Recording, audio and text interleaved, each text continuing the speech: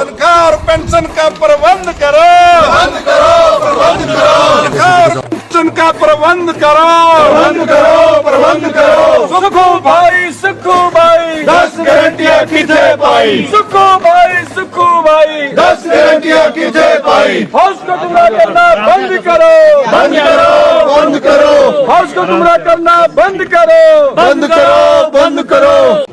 मैं हैरान हो रहा हूं मुख्यमंत्री के बार बार इस तरह के वक्तव्य से।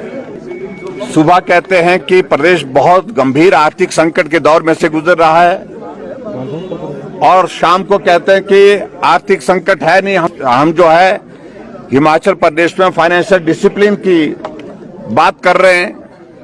लेकिन आज मैंने उन्हें पॉइंट ऑफ ऑर्डर जब अध्यक्ष महोदय जी से पूछा कि हमने नियम 67 के अंतर्गत स्थगन प्रस्ताव दिया था विधानसभा के अंदर, क्योंकि कर्मचारियों को सैलरी नहीं मिली, कर्मचारियों के अलावा पेंशनर्स को पेंशन नहीं मिली। आज सितंबर की 4 तारीख बीत गई है।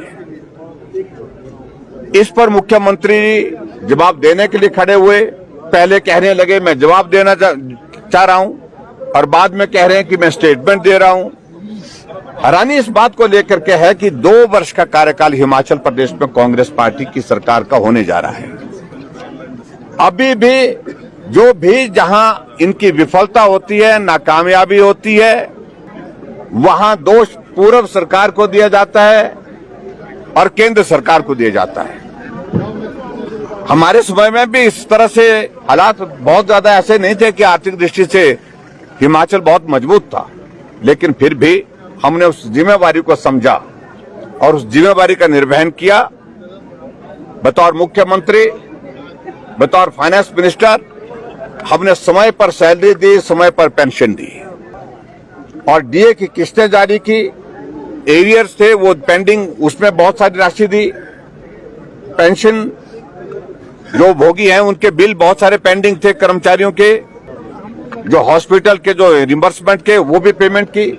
लेकिन आज की तारीख में हम सिर्फ इतना ही जानना चाहते थे मुख्यमंत्री से कि आप तारीख तो तय कर दीजिए कि किस तारीख को, क्योंकि कर्मचारी रोजाना अपने मोबाइल पर मैसेज देख रहा है। पेंशन वो भी मोबाइल पर देख रहा है, मैसेज आया कि नहीं आया, पेंशन आई कि नहीं आई, सैलरी आई कि नहीं आई। तो उसके लिए तारीख निर्धारित कर दो। आज मुख्यमंत्री ने कहा कि हम 5 तारीख तक सैलरी देने की स्थिति में नहीं है। विकास के तमाम सारे कार्य बंद कर दिए और जितनी जनहित की योजनाएं थी उन सबको बंद कर दिया। पेंशनर्स और कर्मचारियों को सैलरी और पेंशन देने के लिए आज की तारीख में इस प्रकार के जो हालात बने, निश्चित रूप से ये चिंता का विषय है और पूरे देश भर में हिमाचल प्रदेश की आर्थिक स्थिति खराब है। इस बात को लेकर के इतनी गंभीर चर्चा चली हुई है। पूरा देश पूछ रहा है कि आखिरकार हिमाचल प्रदेश में 2 साल की सरकार, कांग्रेस पार्टी की सरकार ने आखिरकार ऐसा क्या किया। ये सारी गारंटियां जो वादे किए थे, जो कमिटमेंट की थी इनने सत्ता में आने के लिए, आज कह रहे हैं कि हमको फ्रीबीज से बचना चाहिए, लेकिन सत्ता में तुम आए ही इस वजह से है क्योंकि आपने लोगों को झूठे आश्वासन, झूठी गारंटियां दे करके लोगों को गुमराह किया था। जवाब तो यहां बनता है उनका देना कि 2000 करोड़ रुपए अगर वो दे पाएंगे तो सिर्फ एक ही वजह है उसमें कि रेवेन्यू डेफिसिट ग्रांट जो है वो 6 तारीख को मिलेगी, उस पैसे से दे पाएंगे। और उसके बावजूद भी ट्रेजरी से ये 750 करोड़ रुपए ओवरड्राफ्ट करेंगे। जो लिमिट है उस लिमिट के माध्यम से लोन लेंगे, तब 1200 करोड़ रुपए से सिर्फ सैलरी देने की स्थिति में हो पाएंगे।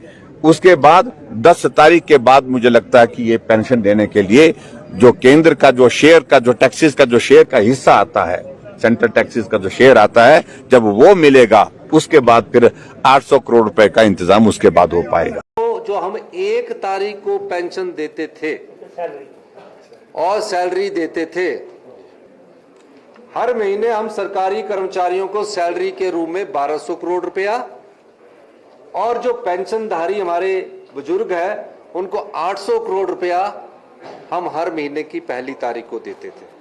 यानी 2000 करोड़ रुपया हर महीने हम कर्मचारियों के और अधिकारियों की सैलरी और पेंशन के लिए खर्च करते हैं। उस ट्रेजरी में कई खर्चे निकलते रहते हैं, 2000 करोड़ पहली तारीख तक नहीं होता। और जो हम रिजर्व बैंक ऑफ इंडिया से जब हम सैलरी और पेंशन देने के लिए लोन लेते हैं तो उस पर 7.5% ब्याज देना पड़ता है। और जो हमें केंद्र सरकार से शेयर आता है तो 6 तारीख को हमारे को आरडीजी आती है और 10 तारीख को शेयर इन सेंट्रल टैक्सेस आता है, वो आता है 10 तारीख को। तो 5 दिन का जो इंटरेस्ट हमें लोन के रूप में हम सैलरी और पेंशन देने के लिए करते हैं वो बनता है 3 करोड़ रुपए। सरकारी कर्मचारी और पेंशनों के देने के लिए लोन उठाकर देते हैं, तो उस व्यवस्था को सुचारू करने के लिए ये फिस्कल डिसिप्लिन की बहुत जरूरत थी।